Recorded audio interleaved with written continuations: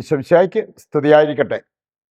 നമ്മളിന്ന് ആത്മീയ ഭോജ്യത്തിൽ വിചിന്തനം ചെയ്യുന്ന വിഷയത്തിൻ്റെ വെളിച്ചത്തിൽ ഉണ്ണീശോയ്ക്ക് ഒരു ഉമ്മ കൊടുക്കാൻ നമ്മളെടുക്കുന്ന തീരുമാനം, നമുക്കൊക്കെ വില പകരുന്ന ചില കാര്യങ്ങളെക്കുറിച്ച് ദൈവവചനം പറയുന്നുണ്ട്. ആ കാര്യങ്ങൾക്ക് ശ്രദ്ധ കൊടുത്ത് കർത്താവിൻ്റെ കണ്ണുകളിൽ വിലയുള്ളവരാകാൻ നമുക്ക് തീരുമാനമെടുത്ത് ആ ഒരു പ്രതിഷ്ഠ നമുക്ക് നടത്താം. അറിയാലോ, മനുഷ്യർ നമ്മളെക്കുറിച്ച് എന്തെല്ലാം പറഞ്ഞാലും കർത്താവിൻ്റെ കണ്ണുകളിൽ നമുക്ക് വിലയില്ലെങ്കിൽ നമ്മൾ വിലയുള്ളവരല്ല. അതുകൊണ്ട് തന്നെ നമ്മൾ വിചിന്തനം ചെയ്യുന്നത്, നീ എന്തിന് വിലകെട്ടതാകണം? നമുക്ക് വില പകരുന്ന പല കാര്യങ്ങളും നമ്മുടെ മുമ്പിലുണ്ട്, ഒന്ന് എടുത്താൽ മതി. ആ ഒരു കാര്യങ്ങൾ എടുത്ത് ജീവിതത്തിൽ മുമ്പോട്ട് പോകാൻ തയ്യാറായാൽ മതി, നമ്മൾ വിലയുള്ളവരായി മാറും. ദൈവത്തിൻ്റെ കണ്ണുകളിൽ വിലയുള്ള വ്യക്തികളായിട്ട് നമുക്കും മാറാൻ പറ്റും. ഒരു സ്ത്രീയുടെ സംസാരം അവർ പറഞ്ഞത്, ഇപ്പം ഞങ്ങളൊക്കെ ഈ അടുക്കള കിടന്ന് ഗുസ്തി കാണിക്കുന്നവരല്ലേ, ഞങ്ങൾക്ക് എന്ത് വില എന്ന് പറഞ്ഞാൽ അവർ വേറെ പുറത്തോട്ടൊക്കെ പോയി അങ്ങനെ വലിയ വലിയ ജോലിയിൽ പോയിട്ട് ശമ്പളം വാങ്ങിച്ചോട്ട് വരുന്ന കാര്യങ്ങളോ അങ്ങനെയൊന്നുമില്ല. അതുകൊണ്ട് ഈ അടുക്കളയിൽ അടുപ്പിൻ്റെ സൈഡിൽ ജീവിക്കുന്ന, അത് ഊതി ഭക്ഷണം പാകം ചെയ്ത് ജീവിക്കുന്ന ഞങ്ങൾക്കൊക്കെ എന്ത് വില, ഇങ്ങനെയൊക്കെ ചിലർ ചിന്തിച്ചു പോയേക്കാം. പക്ഷെ നമുക്ക് മനുഷ്യരുടെ വാക്കുകളിൽ വിലയുണ്ടാവുക എന്നതിനേക്കാൾ കർത്താവിൻ്റെ കണ്ണുകളിൽ വിലയുണ്ടാകണം.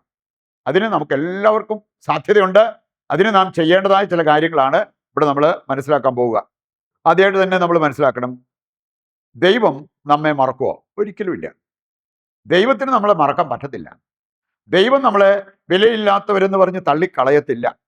ഏതാനും വചനഭാഗങ്ങൾ ഈ ഒരു കാര്യം നമ്മളെ ബോധ്യപ്പെടുത്തും. ജെറമ്യാ 31:20 വായിച്ചാൽ, എഫ്രായിം, നീ എൻ്റെ ഓമനക്കുട്ടൻ, നീ എൻ്റെ വത്സല പുത്രൻ, അങ്ങനെയെല്ലാം പറഞ്ഞിരിക്കുന്നത് നമുക്ക് കാണാൻ സാധിക്കും. വിലയുള്ളവനാണ് നീ എന്നല്ലേ കർത്താവ് അതിലൂടെ സംസാരിച്ചത് എന്ന് പറഞ്ഞ പോലെ നമ്മളെക്കുറിച്ചും ദൈവത്തിന് പറയാനുള്ളത് ഇത് തന്നെയാണ്. യെശയ്യാ 43 അതിൻ്റെ 4-5 വചനങ്ങൾ വായിക്കുമ്പോൾ, നീ എനിക്ക് വിലപ്പെട്ടവനും ബഹുമാന്യനും പ്രിയങ്കരനുമാണ്. അങ്ങനെയുള്ള വലിയ കാര്യങ്ങളാണ് അവിടെ ദൈവം സൂചിപ്പിച്ചിരിക്കുന്നത് നമ്മളെക്കുറിച്ച്, ദൈവത്തിൻ്റെ മക്കളെക്കുറിച്ച്. നമുക്ക് ഒരു വിലയുമില്ല എന്ന് എങ്ങനെ പറയാൻ പറ്റും, എങ്ങനെ സ്ഥാപിക്കാൻ പറ്റും? സങ്കീർത്തനം 46 3-ാമത്തെ വചനത്തിൽ മനോഹരമായൊരു കാര്യം പറഞ്ഞിട്ടുണ്ട്. അവിടെ പറഞ്ഞിരിക്കുന്നത്, നീ ഒരു ഗർഭസ്ഥ ശിശുവായിരുന്നപ്പോഴും ജനിച്ച് ഒരു കുട്ടിയായി വളർന്നു വന്നപ്പോഴും ഞാൻ നിന്നെ സ്നേഹിച്ചതുപോലെ സ്നേഹിക്കാൻ പറ്റിയ മറ്റാരെങ്കിലുണ്ടോ? നിന്റെ മാതാപിതാക്കൾക്കോ കൂട്ടുകാർക്കോ അത് ചെയ്യാൻ പറ്റിയോ? ചെയ്തിട്ടില്ല. എന്നിട്ട് കർത്താവ് പറയാണ്, നിനക്കിനി നരബാധിച്ചാലും നീ ഇതെല്ലാം കഴിഞ്ഞ് വളർന്ന് വേണേ വിവാഹവും കഴിച്ച് മക്കളെയും വളർത്തി ഇതെല്ലാം കഴിഞ്ഞ് നരബാധിക്കുന്ന ഒരവസ്ഥ വന്നാലും എൻ്റെ സ്നേഹം അതുപോലെ തുടരും. നമ്മുടെ മക്കളിൽ നിന്നോ ജീവിത പങ്കാളിയിൽ നിന്നോ മാതാപിതാക്കളിൽ നിന്നോ ഒരുപക്ഷെ നമുക്കിത് പ്രതീക്ഷിക്കാൻ പറ്റത്തില്ല. അതുകൊണ്ട് ഈ സ്നേഹത്തിൽ നമ്മൾ ആശ്രയിക്കണം. ദൈവത്തിൻ്റെ സ്നേഹത്തിലും ദൈവം നൽകുന്ന അംഗീകാരത്തിലും നമ്മൾ ആശ്രയിക്കണം. അല്ല എങ്കിൽ നമുക്ക് പ്രശ്നമുണ്ടാകും. സങ്കീർത്തനം 27 10-ാമത്തെ വചനം പറയുന്നത് എന്താണ്? അപ്പനും അമ്മയും നിന്നെ കൈവിട്ടാലും കർത്താവ് നിന്നെ കൈക്കൊള്ളും. അപ്പനും അമ്മയും നിന്നെ ഉപേക്ഷിച്ചാലും കർത്താവിന് നിന്നെ ഉപേക്ഷിക്കാൻ പറ്റില്ല. അത്രമാത്രം സ്നേഹമാണ് ദൈവത്തിന് നമ്മോടുള്ളത് എന്ന കാര്യം നാം വിസ്മരിക്കരുത്. രണ്ടാമതായിട്ട് നമ്മൾ ചിന്തിക്കുന്നത്, നമുക്ക് ശരിക്കും വില പകരേണ്ടത് മനുഷ്യരുടെ വാക്കുകളാണോ? കുറച്ച് ആളുകൾ നമ്മുടെ ചുറ്റും നിന്ന് പതപ്പിച്ചാൽ മതിയോ? അതാണോ നമുക്കുണ്ടാകുന്ന വില? അതാണോ ശരിക്കുള്ള നമ്മുടെ വില? അത് നമ്മൾ തിരിച്ചറിയണം. ഹെബ്രായ ലേഖനം 4-ാം അധ്യായത്തിൽ കർത്താവിൻ്റെ വചനം നമ്മെ ഓർമ്മിപ്പിക്കുന്ന ഒരു കാര്യമുണ്ട്. നമ്മളെയൊക്കെ ശരിക്കും മനസ്സിലാക്കാൻ, നമ്മളായിരിക്കുന്ന അവസ്ഥയിൽ മനസ്സിലാക്കാൻ, നമ്മളായിരിക്കുന്ന അവസ്ഥയിൽ നമ്മെ സഹായിക്കാൻ പറ്റുന്ന ഒരു വ്യക്തിയാണ് യേശുക്രിസ്തു. നമുക്ക് മുമ്പ് നമ്മൾ അനുഭവിക്കുന്നതൊക്കെ അനുഭവിച്ച വ്യക്തി. അപ്പം അതുകൊണ്ട് അവന് നമ്മെ മനസ്സിലാക്കാൻ പറ്റും, സഹായിക്കാൻ പറ്റും എന്ന് അവിടെ പറഞ്ഞിരിക്കുന്നത് കാണാൻ പറ്റും. ഈ കർത്താവിലേക്ക് നോക്കാതെ മനുഷ്യരെന്താ പറയുക, അവരെന്താ തരാതിരുന്നത്, ഇങ്ങനെയുള്ള കാര്യങ്ങൾ പരാതി പരിഭവമാക്കി നമ്മുടെ ജീവിതത്തിൽ മുമ്പോട്ട് പോകുന്നത് എന്ത് പരിതാപകരം. ജോൺ മരിയ വിയാനി അദ്ദേഹം സൂചിപ്പിച്ചൊരു കാര്യം ഒരു വലിയ സന്ദേശമാണ്. അദ്ദേഹം പറഞ്ഞു, എനിക്കൊരു ദിവസം ഉച്ചയ്ക്ക് മുമ്പ് 2 കത്ത് കിട്ടി. അതിലൊന്ന് എന്നെ വാനോളം പൊക്കി പറയുന്നതായിരുന്നു. രണ്ടാമത്തെ കത്ത് എന്നെ ശരിക്കും താറടിച്ച് പറയുന്ന ഒരു കത്തായിരുന്നു. എന്നിട്ട് അദ്ദേഹം പറഞ്ഞത്, ആദ്യത്തെ കത്ത് എൻ്റെ ശരിക്കുള്ള മൂല്യം വർദ്ധിപ്പിച്ചില്ല, രണ്ടാമത്തെ കത്ത് എൻ്റെ ശരിക്കുള്ള മൂല്യം അത് ഇടിച്ചു താഴ്ത്തിയില്ല. ഇതൊക്കെ ശരിക്കും നമ്മൾ വില കാണേണ്ടത് എവിടെയാണ്, നമ്മൾ വിലയുള്ളവരാണെന്ന് പറയേണ്ടത് ആരാണ്, അതൊക്കെയാണ് ഈ ഒരു സംഭവത്തിലൂടെ നമ്മൾ മനസ്സിലാക്കേണ്ടത്. ചിലരെ സംബന്ധിച്ചിടത്തോളം അവരെ ഇങ്ങനെ പുകഴ്ത്തി പറഞ്ഞ്, അവരെ പ്രശംസിച്ച് പറഞ്ഞ്, അല്ലെ അവരെ തള്ളിക്കൊണ്ടിരിക്കുന്നവരെ ഭയങ്കരമായിട്ട് ഇഷ്ടമാണ്. അതിനേക്കാൾ നമുക്ക് പ്രധാനപ്പെട്ടത് ദൈവത്തിൻ്റെ കണ്ണുകളിൽ നമ്മൾ ആരാണ്, ദൈവത്തിൽ നമുക്കുള്ള പൊസിഷൻ എന്താണ്. ആ ഒരു തിരിച്ചറിവുണ്ടായാൽ വിലകെട്ടവരായി ഒരിക്കലും നമ്മൾ ജീവിക്കേണ്ടി വരില്ല. നമ്മുടെ വില മനസ്സിലാക്കി ദൈവത്തെ മഹത്വപ്പെടുത്തി ജീവിക്കാൻ നമുക്ക് സാധിക്കുകയും ചെയ്യും. നമുക്കിനി വില പകരുന്ന ചില കാര്യങ്ങളെക്കുറിച്ച് മനസ്സിലാക്കിയിരിക്കാം. നമ്മൾ 1 കൊറിന്തോസ് 6:20 വചനം എടുക്കുമ്പോൾ അവിടെ പറഞ്ഞിരിക്കുന്ന ഒരു കാര്യം, നിങ്ങൾ വിലയ്ക്ക് വാങ്ങപ്പെട്ടവരാണ്. ആരാണ് വില കൊടുത്തത്? ദൈവം. എന്തായിരുന്നു ദൈവം കൊടുത്ത വില? അവൻ്റെ രക്തം, യേശുവിൻ്റെ രക്തം. ആ രക്തം മറുവിലയായി കൊടുത്ത് വീണ്ടെടുക്കപ്പെട്ടവരാണ് നിങ്ങൾ ഓരോരുത്തരും. അതിൻ്റെ വില നമുക്ക് കണക്ക് കൂട്ടാൻ പറ്റുമോ? അതിൻ്റെ വില എത്ര വലുതാണ് എന്ന് നമുക്ക് മനസ്സിലാക്കാനായിട്ട് സാധിക്കും. അതാണ് നമ്മുടെ വില.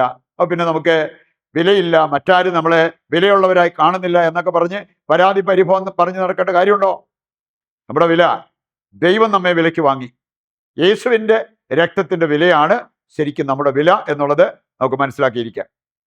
ഏതാനും ചില കാര്യങ്ങൾ, നമുക്ക് വില പകരുന്ന കാര്യങ്ങൾ. ഒന്നാമത്തേത്, യേശുവിൻ്റെ അതേ ആത്മാവ് നമ്മുടെ ഉള്ളിലുണ്ടെങ്കിൽ നാം വിലയുള്ളവരായി മാറും. റോമാലേഖനം 8-9 വചനം. യേശുവിൻ്റെ ആത്മാവ് നിങ്ങളുടെ ഉള്ളിലുണ്ട്. നിങ്ങളുടെ ഉള്ളിലുണ്ടെങ്കിൽ നിങ്ങൾ യേശുവിനുള്ളവരാണ്. അങ്ങനെ ദൈവത്തിൻ്റെ സ്വന്തമായി മാറിയവർക്ക് വിലയില്ലാണ്ട് വരുമോ? യേശുവിൻ്റെ ആത്മാവ് നമുക്ക് വില പകരും. രണ്ടാമത്തെ കാര്യം, ആത്മാവിൽ ദരിദ്രരാകാൻ മനസ്സ് കാണിക്കുന്നവർക്ക് വലിയ വിലയുണ്ടാവും. മത്തായി 5:3, ആത്മാവിൽ ദരിദ്രർ ഭാഗ്യവാന്മാർ. എന്താണ് അതിൻ്റെ സൂചന? ആത്മീയ സമ്പത്തുള്ളവർ ഭാഗ്യവാന്മാർ. ആ ഒരു സമ്പത്ത്, ആത്മീയ സമ്പത്ത്, അത് ലക്ഷ്യം വെച്ച് ജീവിക്കുന്നെങ്കിൽ നാം സമ്പന്നരായി മാറും. 2 കൊറിന്തോസ് 8:9 വായിച്ചാൽ യേശുവിനെ കുറിച്ച് പറഞ്ഞിരിക്കുന്നത്, സകലത്തിൻ്റെയും ഉടയവനായിരുന്നിട്ടും നമ്മെ പ്രതി ദരിദ്രനായി. ആ ദാരിദ്ര്യത്തിലൂടെ നമ്മളെ സമ്പന്നരാക്കാൻ. ശരിക്കും ആത്മാവിൽ ദരിദ്രരാവുക എന്ന് പറഞ്ഞാൽ ആത്മീയ സമ്പത്തുള്ളവരായി നാം മാറണം. മൂന്നാമത്തെ കാര്യമാണ് ക്രിസ്തുവിൻ്റെ വ്യക്തിത്വവും മനോഭാവവും ഉൾക്കൊള്ളുക. യേശുവിൻ്റെ അതേ വ്യക്തിത്വം, യേശുവിൻ്റെ അതേ മനോഭാവം ഉൾക്കൊണ്ടാൽ നമുക്ക് വിലയുണ്ടാകാതിരിക്കുമോ? ലൂക്ക 3-11 വരെയുള്ള അധ്യായങ്ങൾ വായിച്ചാൽ യേശുവിൻ്റെ വ്യക്തിത്വം രൂപപ്പെട്ടത് നിരന്തരമായ പ്രാർത്ഥനയിലൂടെയാണ്. ഈ പ്രാർത്ഥന നടത്തി നോക്കി, നമുക്ക് വിലയുള്ളതായിട്ട് നമുക്ക് ബോധ്യം വരും. യേശുവിൻ്റെ മനോഭാവം ഫിലിപ്പിയർ 2:5 വായിച്ചു കഴിഞ്ഞാൽ നമുക്ക് കാണാൻ സാധിക്കും.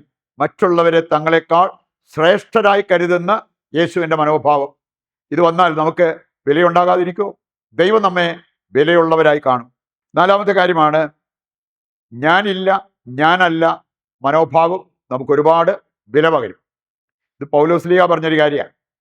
അത് 1 കൊറിന്തോസ് 3:6 വായിച്ചാൽ, ഞാനല്ല, വളർത്തിയത് ഞാനല്ല, അത് ദൈവമാണ്. അതുപോലെ തന്നെ ഞാൻ എന്തായിരിക്കുന്നോ അത് ദൈവകൃപയാലാണ്. ഇങ്ങനെയെല്ലാം പറയാൻ സാധിച്ച ഒരു വ്യക്തിയാണ് പൗലോസ്ലീഹ. 1 കൊറിന്തോസ് 15:10 വായിച്ചാൽ അവിടെ പറഞ്ഞിരിക്കുന്നത്, ഞാൻ എന്തായിരിക്കുന്നോ അത് ദൈവത്തിൻ്റെ കൃപയാലാണ്. ഈ മനോഭാവം ഉൾക്കൊള്ളുന്നവർ വിലയുള്ളവരാണ്. അവസാനത്തെ ഒരു കാര്യം, അവൻ വളരണം, ഞാൻ കുറയണം എന്ന മനോഭാവം. ഇതാർക്കുണ്ടായിരുന്നതാണ്? സ്നാപക യോഹന്നാൻ. യോഹന്നാൻ 3:30 വചനം വായിക്കുമ്പോൾ കാണാൻ പറ്റും. ഇങ്ങനെയുള്ള കാര്യങ്ങൾക്ക് വില കൽപ്പിച്ച് ജീവിക്കാൻ സാധിച്ചാൽ ദൈവത്തിൻ്റെ കണ്ണുകളിൽ നമ്മൾ ഒരുപാട് വിലയുള്ളവരായി മാറും. അതിന് ഒരു തീരുമാനമെടുത്തുകൊണ്ട് അതൊരു ഉണ്ണിക്ക് ഉമ്മയായി കൊടുത്ത് നമുക്ക് പ്രതിഷ്ഠാ ജപത്തിൽ പങ്കുചേരാം.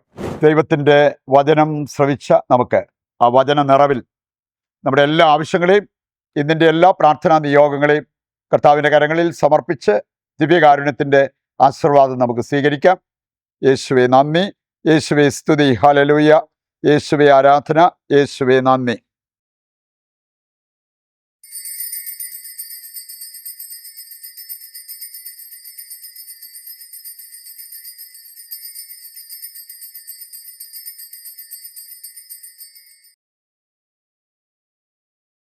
പരിശുദ്ധ പരമ ദിവ്യകാരുണ്യത്തിന് എന്നേരവും ആരാധനയും സ്തുതിയും പുകഴ്ചയും ഉണ്ടായിരിക്കട്ടെ.